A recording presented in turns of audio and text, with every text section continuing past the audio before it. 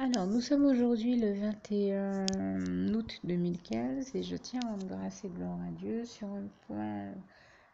Je sais que j'avais déjà donné une partie de ce témoignage, mais je n'avais pas pu parler d'un certain nombre d'événements que j'ai vécus depuis. C'est pour ça que j'en reparle en partie, mais en rajoutant une autre partie d'autres choses vécues depuis avec le Seigneur Jésus que je remercie. Voilà, je vous avais témoigné il y a quelque temps que le Seigneur Jésus m'avait mis à cœur d'appeler. J'écoutais la radio RSV, Souffle de vie, ici en Guadeloupe, et que le Seigneur bénisse tous ceux qui y travaillent ou y participent de près ou de loin, parce que là encore, moi qui vous témoigne souvent de toutes les émissions chrétiennes que je peux regarder, notamment toute la journée du samedi sur Canal 10 ou encore l'émission Le Temps de la Solution qui passe sur KMT. Vous avez aussi Le Temps du Réveil qui passe sur Zouk TV. Moi qui ai l'habitude de vous parler de toutes ces bonnes émissions chrétiennes que j'invite tous ceux qui le peuvent à ne pas hésiter à regarder, eh bien il se trouve que je n'avais pas comment dire ça, parler en dehors de la fois où j'avais commencé à témoigner de ces choses, de cette très bonne radio aussi, qui est vraiment un instrument de bénédiction de Dieu pour nos vies, que Dieu utilise comme une très grande bénédiction pour nous. Je n'avais pas encore parlé du bonheur que c'est pour moi de chaque fois que je mets cette radio, au bout de quelques minutes, on entend Dieu y parler puissamment à travers les animateurs ou les émissions qui y sont diffusées. Et je tenais à remercier Dieu et à l'en glorifier.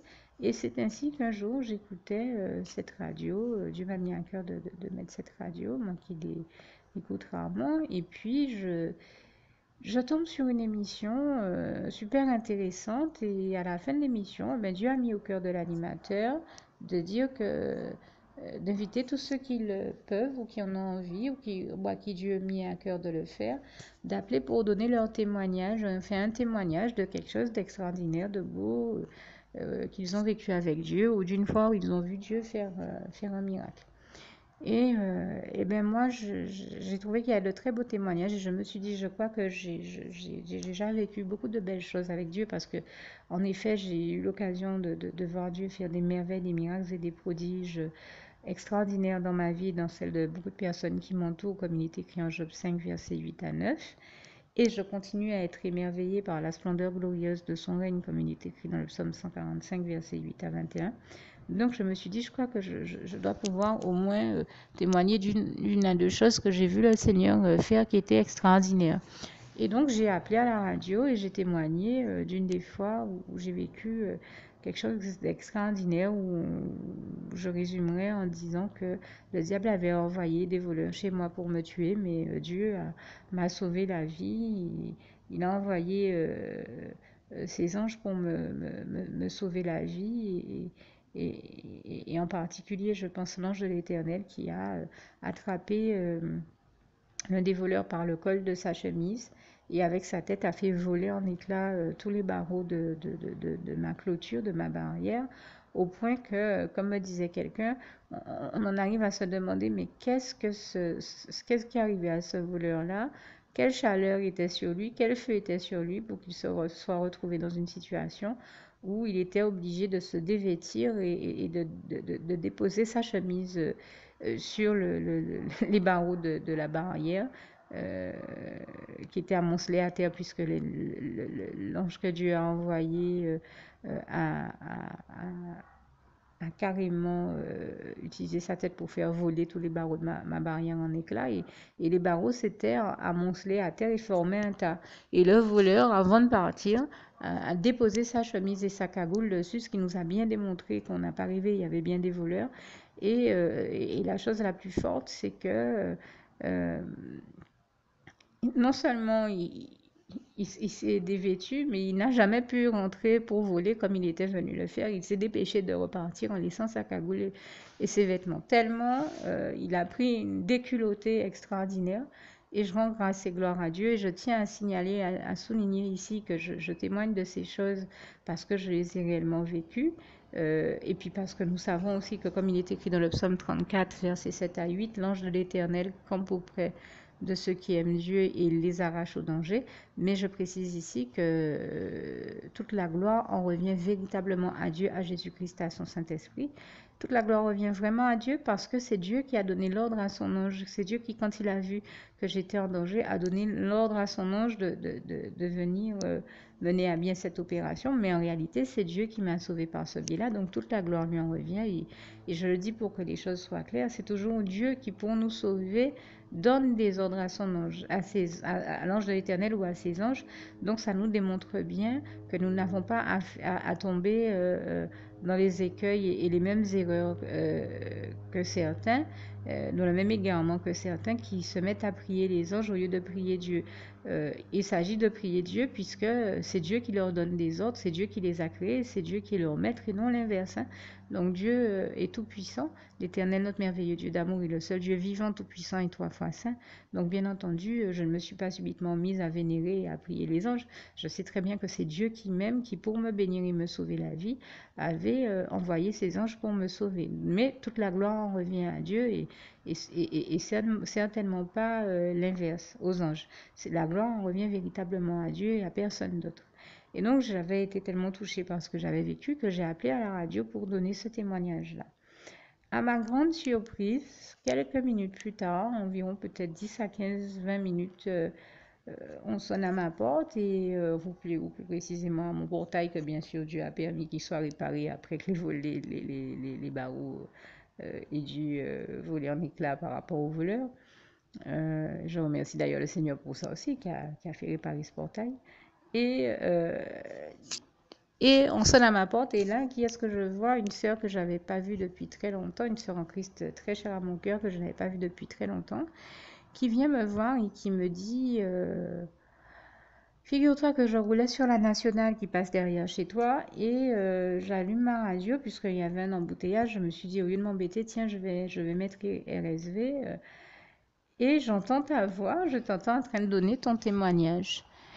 Et là, avec bonheur, j'étais surprise de voir qu'elle l'avait entendu. Et je vous raconte dans un instant la suite de cette histoire puisque là, je suis obligée d'interrompre mon propos pendant quelques secondes. Veuillez m'en pardonner. Alors, vous l'aurez compris, pour des raisons indépendantes de ma volonté, j'ai dû interrompre pendant quelques minutes mon propos. J'y reviens. Donc, simplement pour vous dire que nous étions donc très heureuses de nous revoir. Et il se trouve que sans qu'elle ne le sache, ce jour-là, c'était un jour où j'étais couchée malade dans mon lit, hein, après mon intervention sur la radio. Et j'avais prié le Seigneur, moi qui n'avais pas de quoi m'acheter des médicaments pour qu'ils me permettent d'avoir exactement le médicament qu'il me fallait pour aller mieux. Mais comme je recevais cette visite-là, j'ai pris le temps de me lever pour la recevoir et de lui dire quel bonheur c'était pour moi de la revoir depuis le temps que nous ne nous étions vus. Et nous avons passé un très bon moment ensemble dans la présence du Seigneur. Et au moment où je la raccompagnais à sa voiture, je l'entends qui me dit, oh, j'ai laissé ce sachet là au soleil ou je sais plus trop quoi. Je lui ai dit, ah oui. Il n'y avait rien dedans qui craint. Au moins, elle me dit, oh non, de toute manière, c'est pas resté assez longtemps. Et puis, il y a eu aussi de l'ombre. Donc, c'est pas resté assez longtemps pour s'abîmer. Elle me dit, ce sont des sachets de médicaments que le Seigneur m'a mis à cœur d'acheter pour distribuer aux plus nécessiteux de sa part et aux personnes qui en ont besoin de sa part. Et je suis un peu embêtée parce que je sais à quelle personne chaque médicament est réservé, mais il y en a un dans le sachet dont je ne sais pas du tout pour qui il peut bien être, mais le Seigneur a insisté pour que je le prenne. Le Seigneur, j'ai vraiment entendu le Seigneur Jésus me dire de le prendre et il a insisté et je ne sais pas du tout pour qui il est. Et je lui ai dit, tu peux me le montrer, s'il te plaît? Et là, c'était le médicament, figurez-vous, que j'avais prié le Seigneur Jésus de m'envoyer. Et elle m'a dit, je l'ai regardé, je me suis mise à rigoler. Et elle m'a dit, d'accord, j'ai compris, c'était pour toi. J'ai dit, tu viens de comprendre. Et, et là, elle m'a dit, oh, je suis trop contente parce que quand je lui ai expliqué quel était mon problème de santé, elle a tout de suite compris que ça pouvait être que pour moi. Et moi-même aussi, j'ai compris. On était super contente en train de remercier Dieu, de le louer, de le glorifier. Et je l'en remercie encore. Toute la gloire lui en revient. Et figurez-vous que cette année, Parce que ça m'est arrivé au moins l'année dernière ou l'année d'avant.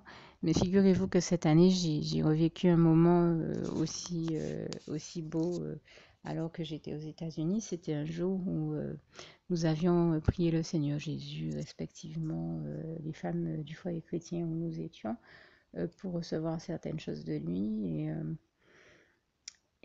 Alors que j'étais en train de cuisiner, l'une des femmes de la maison est venue m'appeler en me disant, je crois qu'on a envoyé quelque chose pour toi. Je sais que tu aimes faire du crochet et je t'ai entendu dire à une autre des femmes de la maison que tu voulais aller t'acheter du fil du fil à crocheter. Et je lui ai dit oui, oui, c'est ça, c'est bien vrai, j'aime le crochet. C'est vrai aussi que j'avais demandé au Seigneur, j'avais prié pour que s'il voulait m'éviter de faire des dépenses inutiles et qu'il y avait un moyen qui me permette d'avoir du fil, de ne pas hésiter à m'en faire parvenir. Et elle qui me dit, mais je crois que le Seigneur Jésus t'a envoyé le fil que tu lui as demandé, parce qu'il a mis au cœur de quelqu'un, puisque dans le foyer chrétien où j'étais, tous les mercredis, il y avait un système de donation et les gens donnaient tout ce qu'ils avaient envie de donner, comme le Seigneur Jésus a mis ce système en place, à savoir eh bien, tous les vêtements, les chaussures, des chapeaux. Enfin, il était possible de donner toute espèce de choses dont on ne voulait plus, dont on voulait par exemple se débarrasser, mais qui sont encore en état. Et je rends grâce et gloire à Dieu hein, pour ce système magnifique qui aide bien des personnes à s'en sortir et par le biais desquels Dieu pourvoit aux besoins de bien des personnes et toute la gloire lui en revient. Et donc, elle est venue m'appeler en me disant, eh bien, il y a quelqu'un qui a fait une donation de fil à crocheter, de sacs remplis de pleines bobines de fil, de pleines bobines de fil de couleurs différentes. Et tout de suite, quand j'ai vu ça, je me suis dit, ça, c'est forcément pour Yann, parce que c'est elle, la seule qui est passionnée de crochet ici. Et c'est ainsi que Dieu m'a béni en mettant au cœur de cette personne de déposer donc ce sac rempli de... C'est un peu comme un kit rempli de différentes bobines de fil à crocheter de toutes les couleurs. Oh, j'étais vraiment aux anges, j'étais vraiment contente, en train de remercier Dieu et de le louer. Je le fais encore ici, vraiment du fond du cœur. Merci Seigneur Jésus. Et, euh, et elle, de son côté, elle me dit, eh ben moi, je suis super contente parce que j'ai reçu... bizarrement, la boîte que je rêvais d'avoir, que j'avais demandé au Seigneur dans mes prières, mais je suis super contente. Je lui ai dit, mais est-ce que tu as pris conscience que c'est vraiment le Seigneur Jésus qui a exaucé ta prière, tout comme il a exaucé ma prière pour le fil? Je te précise hein, qu'avant d'avoir ce fil-là, alors qu'il était question que j'aille en magasin m'acheter du fil, j'ai prié le Seigneur en lui disant s'il y a un moyen d'avoir du fil sans que j'ai à prendre le risque d'aller chercher dans des régions lointaines, dans un pays que je ne connais même pas, du fil et de prendre des risques parce que nous étions dans un quartier plutôt sécure à l'endroit où j'étais, mais qui a quelques encablures plus loin, quelques rues plus loin et très dangereux. Donc j'avais dit au Seigneur, plutôt que de prendre des risques inutilement, s'il y a un moyen plus sécure, plus pratique d'avoir du fil, de me permettre d'en avoir. Et c'est pour ça qu'il me l'a envoyé. Et je lui en rends grâce et gloire et l'en remercie encore ici pour m'éviter de me déplacer.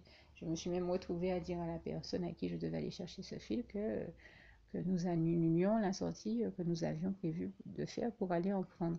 Et donc, je lui ai dit, c'est le Seigneur Jésus qui a véritablement exaucé ma prière en m'envoyant ce fil. Mais est-ce que toi, tu as pris conscience que toi qui dans ton cœur rêvais d'avoir cette gamme de produits cosmétiques que le Seigneur t'a envoyé aussi dans un kit, c'était une boîte remplie de tubes, de diverses bouteilles, enfin appartenant toutes à une même gamme de produits cosmétiques. Est-ce que tu as pris conscience que c'est Dieu qui t'en bénit, qui t'envoie cette bénédiction-là? Et nous savons que comme il est écrit en Proverbe 10, verset 22, c'est la bénédiction de l'Éternel qui enrichit et il ne la fait suivre d'aucun chagrin. Elle n'en était pas tout à fait consciente et donc je lui ai donné le témoignage que je viens de vous donner ici. Elle a tout de suite compris que inconsciemment, peut-être qu'elle avait fait une espèce de prière au Seigneur Jésus dans son cœur en lui disant, mais Seigneur, je rêve d'avoir ça, si tu pouvais permettre que je l'ai. Et oui, eh ben, le Seigneur Jésus a permis et lui a envoyé exactement les bons produits qui étaient, comme j'ai l'habitude de témoigner, qu'il fait toujours au mieux pour chacun de nous, qu'il connaît mieux que nous-mêmes nos besoins, il y pourvoit toujours, comme il est écrit en Philippiens 4, verset 19, et mon Dieu pourvoira toujours à tous vos besoins selon ses richesses et avec gloire en Jésus-Christ. Il ne faut pas oublier non plus ce passage du psaume 23, verset 1 qui dit « L'Éternel est mon berger, je ne manquerai de rien ». Eh bien, Dieu est celui qui pourvoit toujours à nos besoins mieux que nous-mêmes ne pourrions le faire. Il connaît mieux que nous-mêmes nos besoins. Et il nous envoie, il nous donne toujours à chacun ce qui nous convient au mieux. Et dans son cas, la gamme de produits que le Seigneur Jésus lui a envoyé était précisément ce qu'il lui fallait parce qu'elle avait un problème cutané qu'elle essayait de faire partir depuis des années et ça ne fonctionnait pas. Et Dieu qui est à l'origine de toute innovation et toute avancée, que ce soit en matière de recherche scientifique, technologique, médicale, biologique et autres. Et donc au niveau dans le domaine de la recherche des cosmétiques aussi, lui a envoyé le dernier produit qui veut la dernière gamme de produits de soins spécifiques pour régler exactement ce type de problème-là. Et je peux vous dire que comme je vous le disais tout à l'heure, il nous donne ce qui nous convient le mieux à chacun. Et c'était vraiment ce qui lui convenait le mieux, mais qui n'est pas ce qui, par exemple, me convient à moi, parce que moi, je n'ai pas le même type de peau et je n'ai pas ces problèmes-là de peau, donc ça ne me conviendrait pas. C'était vraiment pour elle et pour personne d'autre dans le camp, tout comme le fil était vraiment pour moi et pour personne d'autre dans le camp, et nous le savions bien. Et donc toute la gloire en revient à Dieu, à Jésus, à son Saint-Esprit, qui nous bénit comme ça, toujours de manière aussi extraordinaire, et à qui je tenais à rendre grâce et gloire, et que je tenais à remercier encore du fond du cœur ici. Merci Seigneur, et toute la gloire revient à Dieu, à Jésus, à son Saint-Esprit. Merci éternellement Dieu Jésus d'amour, Saint-Esprit, je t'aime. Je vous demande aussi de bien vouloir me pardonner, et parce que j'ai dû interrompre pour des raisons indépendantes de ma volonté mon enregistrement, et aussi de faire preuve de compréhension avec moi, puisque vous l'aurez compris, je ne suis pas seule. Voilà pourquoi vous entendez un peu le bruit ambiant autour de moi, mais j'espère que pour l'essentiel, vous aurez bien compris la situation en toute bonne intelligence. Le plus important pour moi, malgré le bruit ambiant et tout le reste, était de vous témoigner de la gloire de Dieu, que je remercie encore pour toutes ces merveilles, miracles et prodiges, comme ce passage de Job 5, versets 8 à 9, nous démontre bien que Dieu continue à en faire encore de nos jours. Et je tenais ici à l'en remercier et à l'en glorifier vivement. Merci Seigneur, je t'aime et nous t'aimons, nous tous tes enfants. Juste une petite précision pour tous ceux qui ne sont pas encore, qui n'ont pas encore choisi la meilleure des options qui soit, qui est celle d'aller se placer, de faire le choix à soi-même, d'aller se placer dans les bras d'amour de Jésus-Christ, pour se mettre à l'abri de ce monde cruel. Eh bien, je partage avec vous la prière par le biais de laquelle on y accède.